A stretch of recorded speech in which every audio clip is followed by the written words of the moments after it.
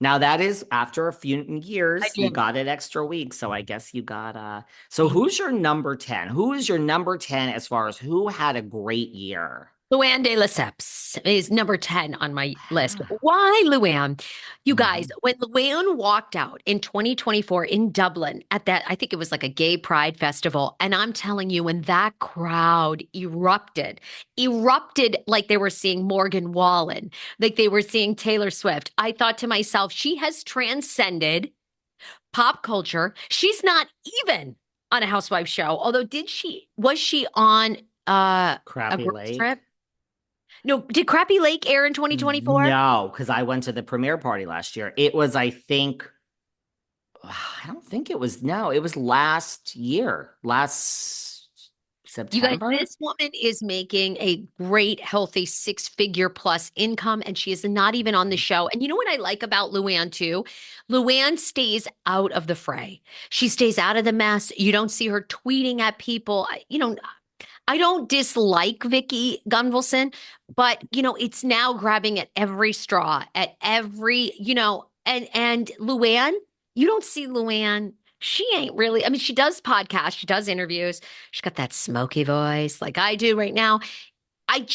This woman to me has risen above it. What a brand. What a brand. And I feel as though she's getting into that level of a Bethany where she just has this other career, this other hustle, this business. She keeps it together. Since her DUI, you don't see her too much she's not in trouble with the booze that we know of.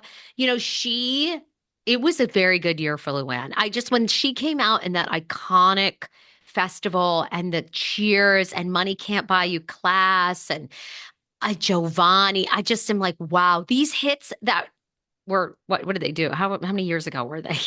Years A ago. lot, And yeah. they're still going. She did a show here in Hollywood. Everybody came. I think you and I were kind of under the weather, but we had tickets that night. Hmm. But um everybody in Hollywood showed out for her. I mean, she number 10.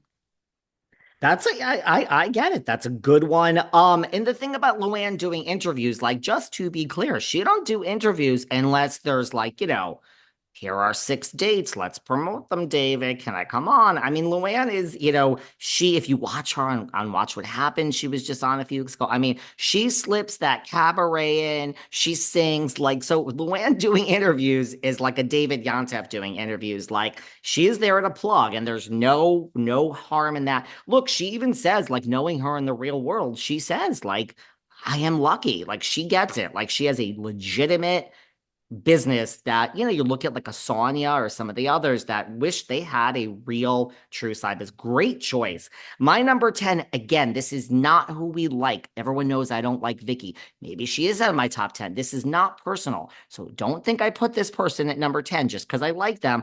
I'm giving number 10 to Rinna. I mean, she has left Housewives and she has Wow. reinvented herself, but it has continued all year. I don't get thirst from her. Yes, for a certain amount of money, $5 million, probably she would go back, but she is really out there. She has transitioned. I don't know how you do it at 60 years old. You are a true model. She is walking the runway in Paris Fashion Week, in magazines. It is crazy the high art pictures that she is producing, many alongside her daughters. I mean, Harry's sauce, the daughters are doing well. I don't feel any desperation from Rinna. It is so hard to reinvent yourself. To your point about Luann after Housewives, I'm giving number 10 to Rinna. I think she had a good year. Love it. Okay, number 9 for me. Yep. Number 9 is the entire cast of Real Housewives of Salt Lake City. The entire Okay. cast. Hey. These women we had one of the biggest housewife moments last year with Von Tessie. They came Mhm. back, no Jen Shaw, no Monica Garcia. They have come back. We don't even think about those women, nor are they even on production's radar to be brought back. I almost actually should add the production company as well, but these women have kept us on our seats. Great moments, great quotes. having terrific season. They seem to all get it. They know how to play it, who needs to be friends with who needs to reconcile. They're not taking it too seriously. It's a little toxic, but not over the edge like Jersey. That is my number 9. That's a good one. It's funny because on my worst of list, which we'll do another day, I actually have something similar. But good call. My number 9. Now, again, I said some of these you could look at in a different lens and put them on the worst of list, but I am going to put Miss Kemsley, my high school colleague, on at number 9. Look, Really? yes, there is a separation, correct. But we have a show back in our live called Real Housewives of Beverly Hills. And although I don't think Dorit is happy about her separation, I don't think she wants this. There is some grumblings a few weeks ago that the house is in foreclosure. Their house with PK. Really? Yeah. Oh, yeah. Yeah, she put a bid on it. Put a bit on that one. I know, that's put a bit on that one. But look, we have a season here, and like I think by the end of the season, we're already starting to see it. There's going to be a superstar here that emerges. Like this is the season of Dorit. PK told me this when I was hanging with him in Florida at the Boy George concert. We're starting to see it. Look. People don't love Kyle. I have no problem with Kyle, but people don't love her. And so Dorit telling her to shut the fuck up and it's your time. I mean, give it a few more weeks. We're in the heart of it now. I think by the end of the season, I mean, I think next to Andy on one side is going to be Kyle, and on the other side is going to be Dorit. Dorit ain't moving down. She's moving down the couch now with her big hood and that blue dress and all the things she's brought. Dorit, I predict right now, early in December, is going to be seated next to Andy. I'm sorry she's having a separation. To be honest with you, I think at the end of the day, I mean, I think this is what she wanted.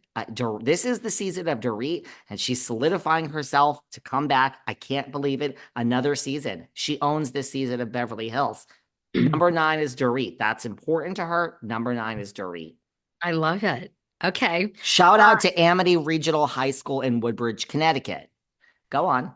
Where it all began for you Where it two. all began for us. Yeah. Number 8 for me is kind of a double whammy. It is Gina and Emily because I think Hey. Gina and Emily, to me, have solidified their future. If you recall a year ago, 2 years ago, everybody in the press, everywhere we're talking about, why are these two here? Why are these two here? They're not rich enough. They're not interesting enough. And here we have Emily. She's playing marionette really in the reunions. She's coming for people. Gina has made money now as a real estate agent, is happy again after a divorce, a DUI. I mean, you and I have talked about these women are really the future of Orange County. And they are two women. I mean, God bless them too. The luck they've had, that production is stuck with them. Bravo is stuck with them. And now they're in really their forefront of leading this franchise to the next generation. So I think they've had a terrific, phenomenal year. Emily